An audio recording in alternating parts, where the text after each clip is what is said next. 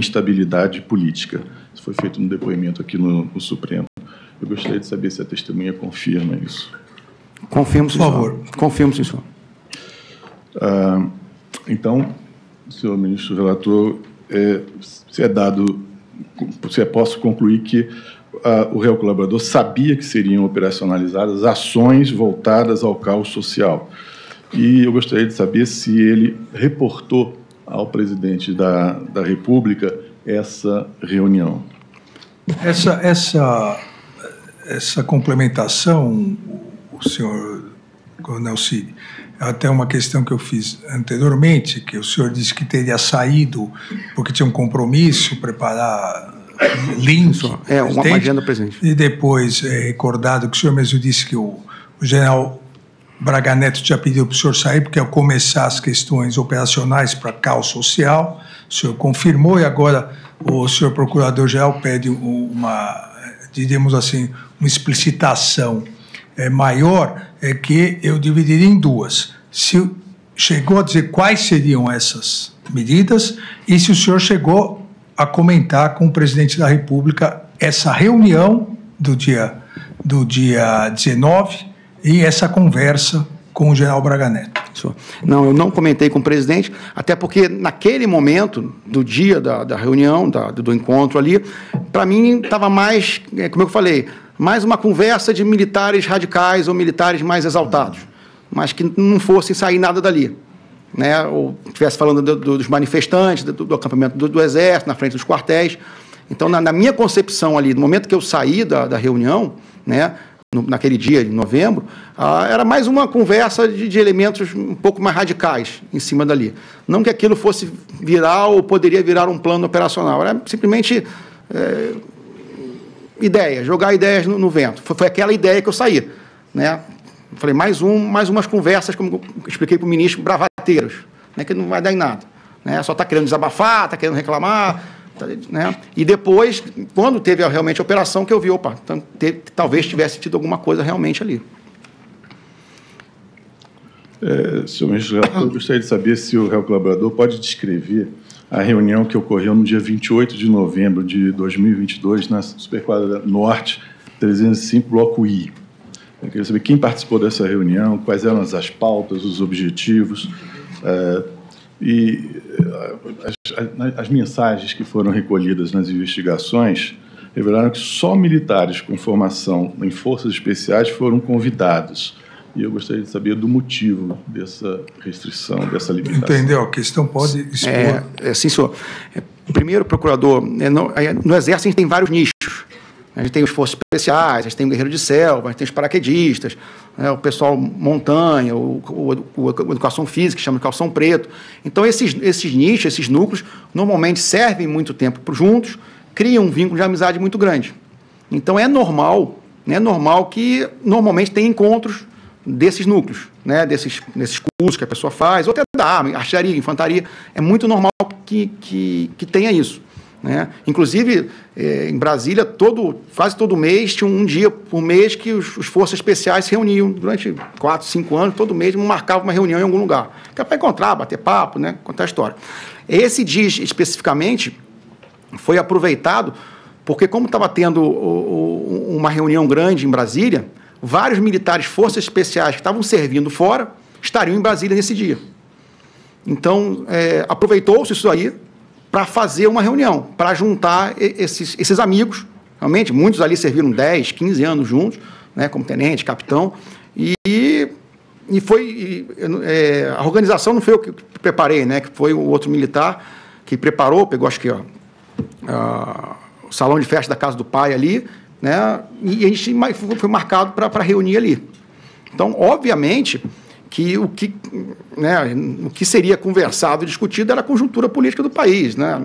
Isso é normal, isso é óbvio, né? Até porque, o que está acontecendo ali, Cid? Os outros também tinham assistentes generais.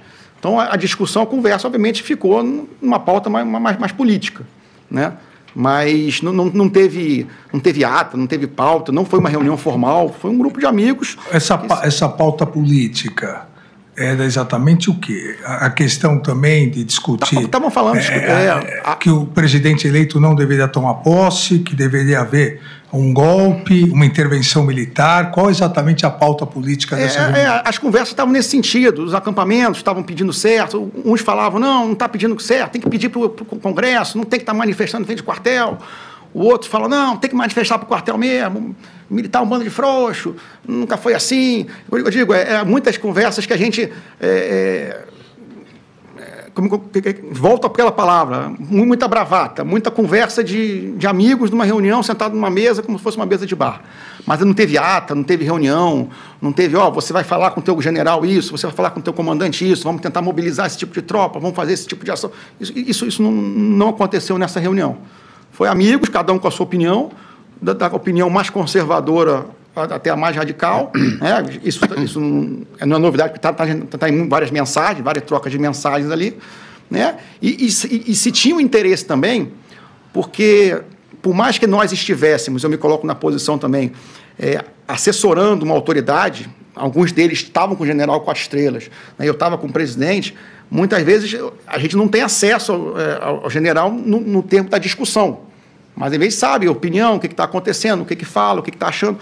E aí havia um interesse de todo mundo ali, naquele momento, de saber o que estava acontecendo realmente dentro da alvorada, o que o general X estava falando, o que o general Y estava falando, né, para entender o contexto, até porque muitos ali estavam comandando, estavam na frente do quartel dele um monte de manifestantes, e foi um momento também que não havia uma palavra oficial das Forças Armadas, tirando aquela carta. Né? Então, ficou um silêncio rádio, ninguém sabia o que ia acontecer. E o que estava imperando muito naquele momento eram notícias, né, falsas dentro dos grupos de WhatsApp das mais formas. Saía uma movimentação de oficial, aí diziam que aquela movimentação era porque agora ia acontecer alguma coisa. Diziam, não, o fulano de tal vai fazer alguma coisa agora porque passou tropa com um comboio na frente dos manifestantes. E aí todo mundo ficava sem saber realmente o que estava acontecendo ou não. Então, foi muito nesse sentido. Né? Volto a falar, o que reverberava no seio da sociedade em termos de discussão também estava ali no meio dos grupos de discussão das Forças Armadas. Mas ali não houve nenhum tipo de planejamento, ata ou mobilização que pudesse levar a alguma coisa.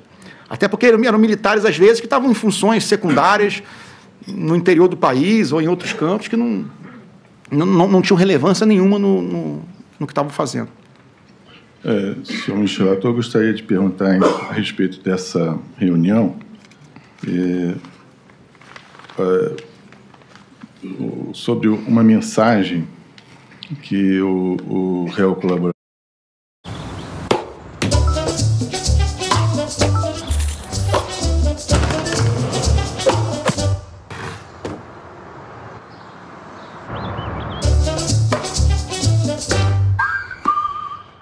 Prefere pagar no Pix, mas está sem saldo? Faça Pix com qualquer cartão pelo Recarga Pay. Uma assistente do general Teófilo esteve na reunião, né? Porque nessas conversas, nessas, digamos, boatarias que rolavam, foi exatamente isso, que o general Teófilo era o general que, se fosse dado ordem, ele que faria, ele tomaria a frente das tropas e faria alguma coisa. Então, obviamente que tinha queria saber realmente o que o general Teófilo estava pensando, né? Via o assistente, que estava próximo dele 24 horas quase por dia. Então, tinha esse interesse do próprio grupo que ia reunir, saber o que o general Teófilo realmente estava falando, se aquilo que estava sendo vinculado nos grupos era verdade, né? Então, no meio militar, havia essa ideia de que se alguém fosse liderar, diríamos assim, a execução final do golpe, seria o general Teófilo. Sim, senhor, tinha o general Teófilo, tinha o próprio general, tinha outros generais que o pessoal levantava como se fosse o comandante do Exército, ele faria, se fosse. Mas ficava muito na linha da especulação e da fake news nas mídias sociais, principalmente nos grupos de militares. Senhor ministro relator, eu gostaria de saber, já que o assistente do general Teófilo estava presente, o que ele disse sobre a posição do general Teófilo? Por favor. Isso eu me lembro bem que quando eu conversei com o coronel Cleves, não nessa reunião, o general Teófilo sempre foi muito legalista, independente das ideias dele. Tanto que quando eu fui consultar, foi informar ao coronel Clebson da chamada do presidente, a primeira coisa que ele falou assim, o general perguntou se o comandante do Exército está sabendo. Então, que ele não ia fazer nada sem autorização do comandante do Exército. Né? Então, ele sempre retratou esse posicionamento dele, que era um posicionamento muito legalista, né? Das ações que deveriam ser feitas. Então, que ele nunca bypassaria de alguma forma o comandante do Exército ou até mesmo o presidente, em alguma coisa que deveria ser feita. Eu gostaria de saber, senhor ministro relator, se nessas reuniões mensais que esse grupo de forças especiais costumava fazer, se assuntos tão graves como esse eram frequentes ou se o temário era mais recreativo e era mais de conversa entre amigos. Por favor. Na verdade, ministro, eu participava do grupo, mas por causa da função, nos 4 anos que eu tive em Brasília, eu acho que se eu fui 1 ou 2 vezes foi muito. Eu não conseguia participar, mas eu acompanhava que estavam sendo feitos a marcação desses encontros, né? Era num barzinho aqui, num restaurante ali, mas se eu participei 2, 3 vezes, nos 4 anos foi muito. Né? Mas a temática sempre foi, né? Era como a gente marcasse para fazer um churrasco em casa, sempre foi recreativo, como o senhor comentou. Mas eu participei muito pouco. Mas a pergunta do doutor Procurador-Geral é se era comum essa conversa recreativa de intervenção militar, ruptura. Não.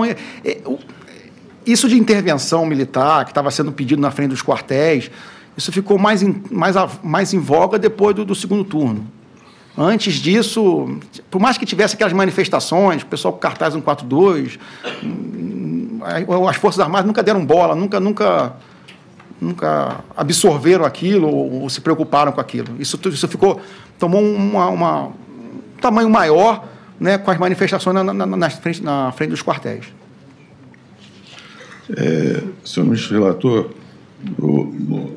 no horário da reunião do dia 28 de novembro, que é esse da 305 Norte, 2 mensagens de conteúdo similar foram enviadas por Fabrício Bastos a Correia Neto, ambos presentes na reunião.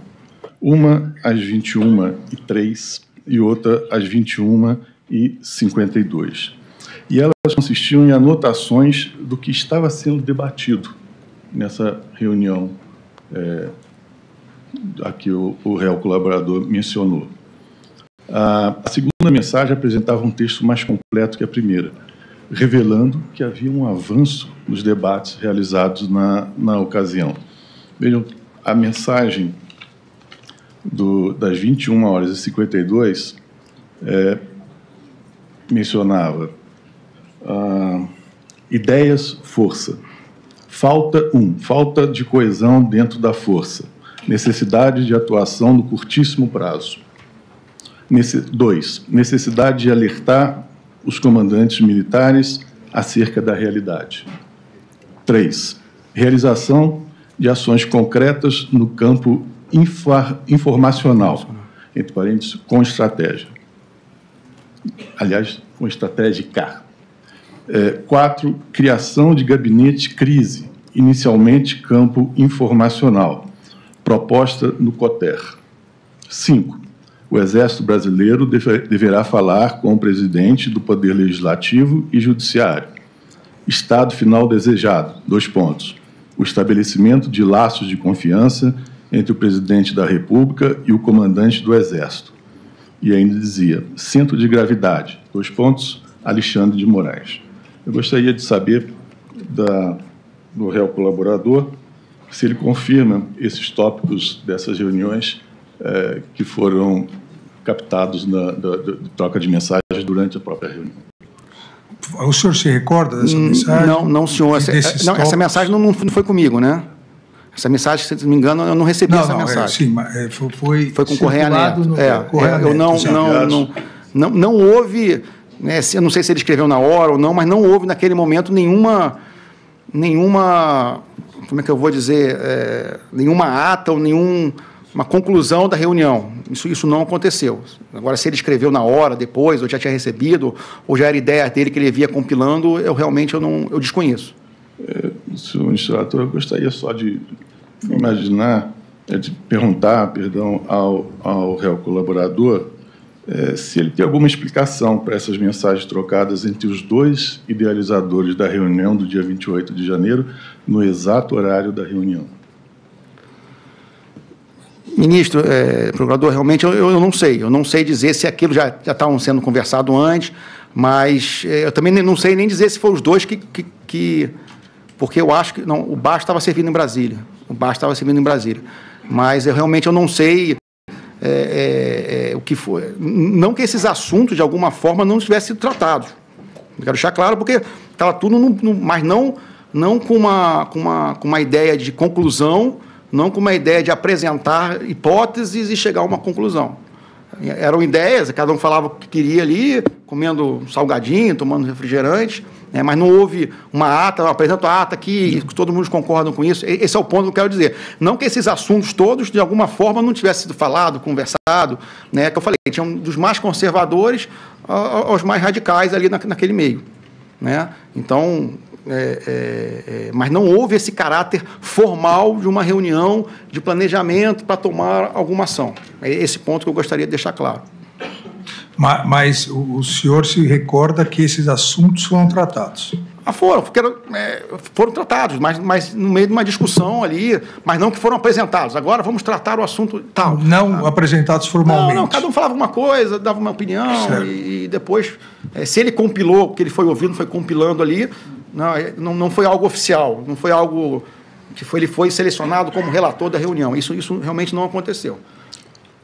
Senhor ministro relator, eu gostaria que o réu colaborador pudesse explicar um pedido que ele fez à Correia Neto nesse mesmo dia. O pedido era mandar as observações. E a resposta de Correio Neto foi, aspas, apaguei essa parada. Não combinamos de apagar? E no dia seguinte ele sugeriu, depois a gente se fala por ligação. Eu gostaria de saber do réu colaborador o que eles combinaram de apagar. E esses tópicos apresentados agora ao réu colaborador eram observações que o réu colaborador solicitou nesse dia. Essas mensagens entre Fabrício Bastos e Correia Neto haviam sido apagadas realmente, mas foram recuperadas pelas investigações. São três questões. Então, se o senhor se recorda dessas mensagens, o que foi pedido, o que o senhor pediu, na verdade, 4 questões. O porquê foi combinado de apagar, qual o medo que isso pudesse ser tornado público, e se depois conversaram como foi colocado pessoalmente ou por telefone.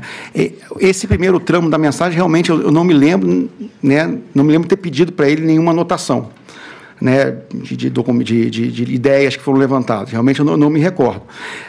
As pessoas tinham muito medo alguma coisa que tivesse sido escrita no WhatsApp pudesse virar uma narrativa e ser mal interpretada de alguma forma. Ou até mesmo ideias mais radicais, como às vezes as pessoas falavam. Então, todo mundo queria estar sempre apagando as mensagens, ou pedia para ligar pelo Signal, ou pelo Telegram. Cada um achava que um aplicativo de mídia social era mais seguro que o outro. Mas o grande medo era o cara falar alguma coisa ou ser mal interpretado, ou porque estava dando uma ideia de alguma forma mais radical. Mas eu não me recordo o que foi apagado, nem me recordo de ter solicitado para ele nenhum tipo de dado ou documento ou lista de alguma coisa. E não chegaram a conversar depois sobre isso, como sugere a... Ministro, assim, o coronel Correia Neto é meu amigo de longas datas, então, assim, a gente conversava quase, não sempre, mas a gente mantinha uma conversa constante. Então, eu não posso dizer exatamente o que foi aquilo, se eu liguei para ele depois, se eu não liguei, mas que eu falava rotineiramente com ele, eu falava. Isso aí não... Pois não. Senhor ministro relator, eu gostaria de saber do réu qual era essa realidade que os kids pretos queriam mudar. E ainda, por que seria necessário, na visão deles, essa criação de um gabinete de crise no COTER? Por favor. Primeiro que dentro dos forças especiais ali, tinham dos mais conservadores aos mais radicais, né? Tinha gente que falava, não, acaba com isso aí só está dando trabalho para a gente, né? E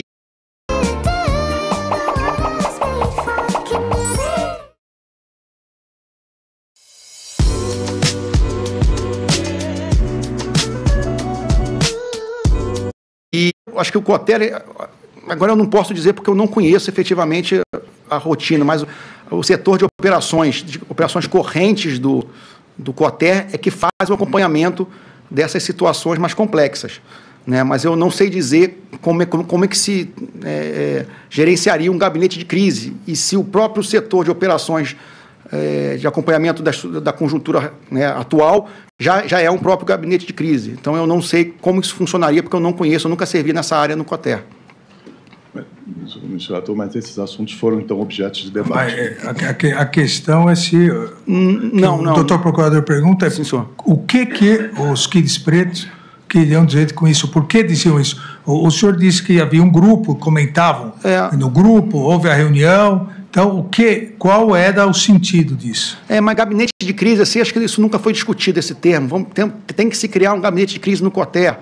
Então, nesse ponto, acho que nunca nós não conversamos sobre isso, ou se foi, não deram muita... Porque o Cotter já tem uma estrutura muito rígida ali, muito fixa. Então, eu não sei como é que seria criado ou como seria acompanhamento, porque eles já fazem um acompanhamento. Se tem greve de caminhoneiro, o Cotter já faz o acompanhamento. Se tem greve de PM, o Cotter já faz o acompanhamento. Então, se tivesse qualquer outra, digamos, caos social ou uma manifestação muito maior, o Cotter também já estaria acompanhando.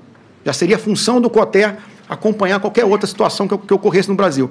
Mas dentro do meu PO, né, tenente-coronel ali, que eu nunca servi no QG do Exército, né, até o término da presidência, então eu não sei muito bem como essa dinâmica funcionava. Eu sei que o Cotter ele já acompanha efetivamente todas as possíveis crises e as crises que ocorrem no país. Já existe esse acompanhamento natural. Senhor ministro relator, eu gostaria de saber do réu por que Vossa Excelência, ministro Alexandre de Moraes, foi considerado centro de gravidade. O que significava isso? O senhor se recorda? Não, eu desconheço porque ele escreveu o centro de gravidade, normalmente no planejamento militar, ele é uma peça que se for tirada do contexto, se for tirada da operação, todo o resto cai.